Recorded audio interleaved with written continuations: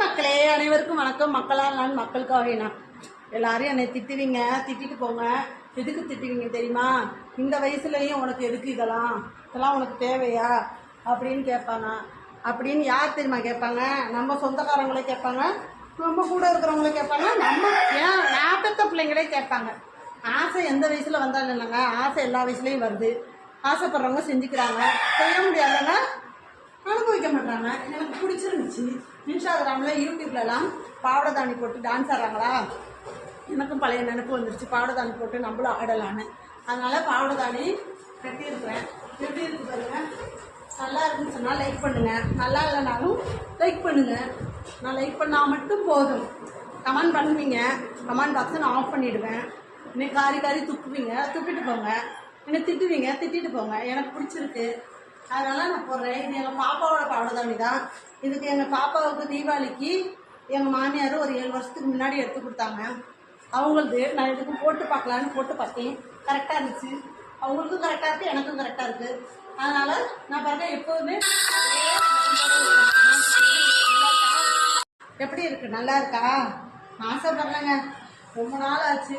பாவடை தாணியெல்லாம் கட்டுற வயசில் கட்டவே இல்லைங்க. எனக்கு அவ்வளோ பாவடை தாணி எங்கள் அம்மா எடுத்து கொடுத்தாங்க, ஆனால் நான் கட்டவே இல்லை.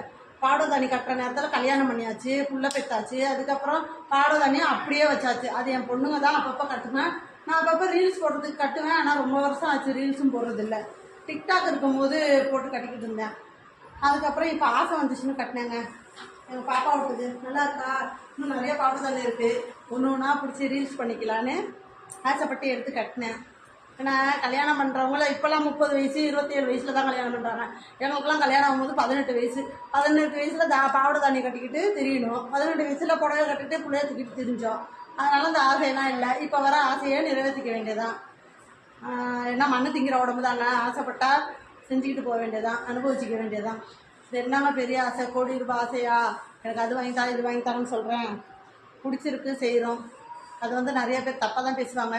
பேசிட்டு போங்க, உங்கள் வாயி நீங்கள் பேசுங்க. கேட்குறது என் காதாக தான் இருக்கும். அதனால் கேட்க மாட்டேன் நான். அதெல்லாம் கண்டுக்கக்கூடாதுங்க. தப்பான விமர்சனங்கள் தப்பானதெல்லாம் வரதான் செய்யும். அதுக்கெல்லாம் காது கொடுத்து கேட்டுக்கிட்டு தானே வச்சுங்க, நம்மளுக்கு நேரம் இருக்காது. ஓகே, எனக்கு பாவடை தாணி நல்லா இருக்கா? நல்லா இருக்கிறவங்க லைக் பண்ணுங்கள். லைக் போட்டாலும் சரி போடாட்டியும் சரி, எனக்கு பிடிச்சிருக்குன்னு போட்டிருக்கேங்க. திட்டுறவங்க திட்டிக்குங்க. ஃபஸ்ட்டு என் பிள்ளைங்களே என்னை திட்டுவாங்க, எதுக்குமா உங்கள் இந்த வயசில் உங்களுக்கு இதெல்லாம், மருமகம் வர இடத்துல பேரம்பேத்தி இருக்கிற வயசில் உங்களுக்கு எதுக்குமான்னு கேட்பாங்க. அப்படி ஆகி பிடிச்சி காலம். சரி, என் வீடியோவை பார்த்து சப்போர்ட் பண்ணுற அனைத்து நல்ல உள்ளவங்களுக்கும் கோடான கோடி நன்றி மக்களே, நன்றி மக்களே.